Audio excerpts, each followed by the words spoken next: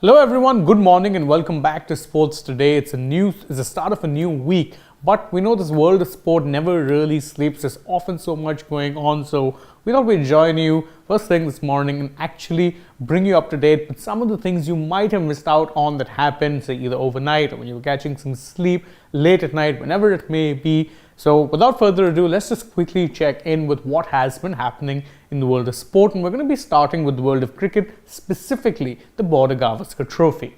Now, India captain Rohit Sharma has actually spoken out on what it is that he learned from Virat Kohli, as the latter was, India's Test captain. Now, you remember that Rohit ended up captaining India to a win in the first Test of the 4-match series, but under Kohli's leadership, India had won, don't forget, not just one but two Border Gavaskar trophies, not in India but in Australia. And of course, there were Test series wins in India as well, but the Australia ones held a lot more because it was away from home. Now, in the press conference that took place after the match, Rohit said that, one thing I learned from Kohli was how exactly it is to keep the pressure on the Australians at all times. He's saying you might not be getting wickets all the time, but you have to keep the pressure on them. And if you keep doing that on a consistent basis, you're going to be getting wickets more often than not, and that helps a lot. So it's interesting to see that, Rohit actually mentioned something that he learned from something that he learned from Kohli as far as captaincy is concerned, because while it is worth noting that Kohli as a white ball captain was never really set the world on fire, but his Test captaincy credentials were never under question, and it's good to see that Rohit actually did pick up a few tips from Kohli's, the way he handled the job. Now, sticking to the world of cricket, and it's impossible to not talk about the Indian women's cricket team scripting a nice little win over Pakistan in the first match of the Women's T20 World Cup, and that win was scripted courtesy of this woman right here, Jemimah Rodriguez. Now, after the match, Jemimah actually revealed, some of the inspiration she got to be able to play a knock like that. It is worth noting that Jemimah in recent times has been kind of in and out of the team, so you could see that this particular knock, meant a lot to her. And she said that, she took inspiration, or a lot of inspiration, from Kohli's knock at the MCG versus Pakistan. She said that, I watched that innings and I wanted to be able to play an innings like that. It was extraordinary. So when she got the chance, full credit to her, she actually managed to do that, played a clever, well-crafted innings, brought India home in the end, no problems. Winning start to the T20 World Cup, check.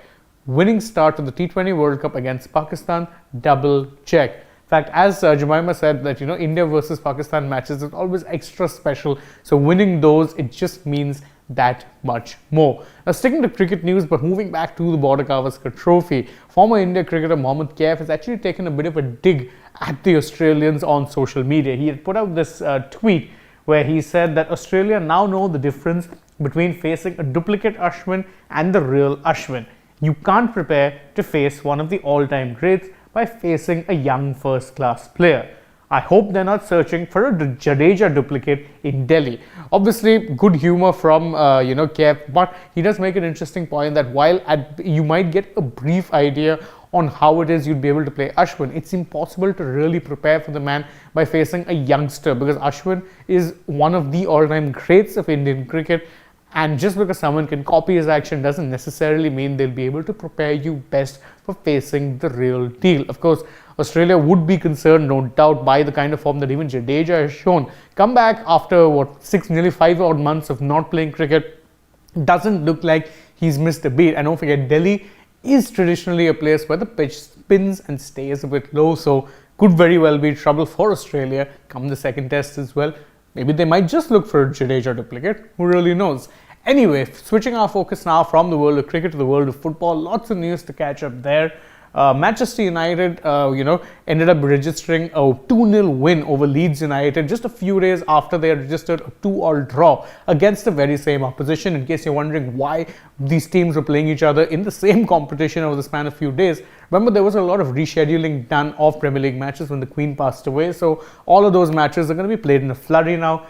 United drew the last game, but this time around goals from both these men, Alejandro Garnacho and Marcus Rashford, the man just can't stop scoring, took them to a rather easy 2-0 victory over their arch rivals. But speaking of their arch rivals, their city neighbours, their noisy neighbours, Manchester City also registered a win of their own when they put up a 3-1 victory over Aston Villa. Now, obviously, this was a victory that was kind of along expected lines. Villa have been a little bit of a team in transition. City, despite facing a lot of flack for off-field issues, have still remain a dominant force on the field, and considering the fact that they were playing it at the Etihad, no real doubt City raced to a 3-0 lead. Aston Villa did pull one back in the second half, but it was never going to be enough. And the best part for City is the lead between them and Arsenal has now been cut down to 3 points, albeit City do have a game in hand yet. But guess what City's next match is? It's against Arsenal. So I'm expecting plenty of fireworks in that match. Very, very excited. Hopefully it's a good game, and it'll be very interesting to see what happens with the title race, because that match has real genuine implications of the title race. It's both of the titans clashing against each other, and they will be playing each other twice, don't forget, before the end of the season. So that should be fun to watch. Sticking to the world of football and a league that hasn't quite been as competitive as the Premier League this year around at least, Barcelona registered a 1-0 victory over Villarreal to actually extend their lead at the top of La Liga by a whopping 11 points. Now, again, it is worth noting that Barcelona do have a game in hand, because Real Madrid didn't play a game this weekend. They were away playing the FIFA Club World Cup, which they won in the final. They beat Al Hilal. But right now, 11 points looks like a lot. And even if Real Madrid win their game in hand, that does mean that the gap is still a massive 8 points. So the fact that Barca could actually build this lead pretty big, and it does put them in very good stead going into what should be a crucial part of the season come the second half. Switching our focus now from sports beyond cricket and football, there has been a bit of history made in the world of tennis, because China's Yu Weibing has become the first ever Chinese man to win an ATP title. You heard that right. He was in the final of the Dallas Open and he was taking on John Isner, and he ended up winning the title, and it was a pretty mammoth effort. The final lasted for like 3 odd hours. Weibing actually had to save 4 match points at one point, so he saved those match points. Then from there, came back, scripted a massive win. It's a massive result for Weibing. Of course, you want more stars to be emerging in any sport, and it does seem like Weibing is emerging at just the right time, at a time when the ATP Tour and even the WTA Tour for that matter does lack a little bit of star power. Always nice, especially considering he comes from a country like China, which would of course be a market that any sport wants to crack. It helps having a marketable sportsman from that particular country. We'll end the news wrap with news that we don't normally cover, but I mean, to be fair, it was impossible to ignore.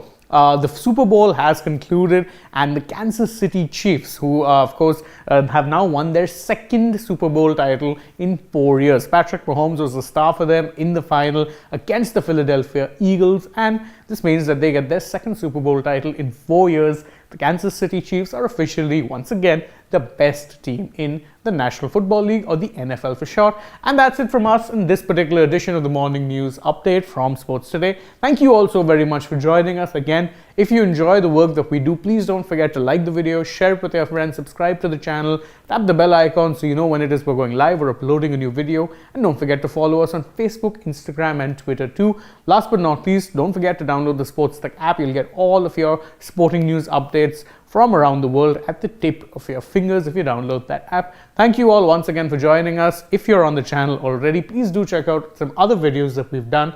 For now though, I'm taking your leave, so goodbye and see you through the day.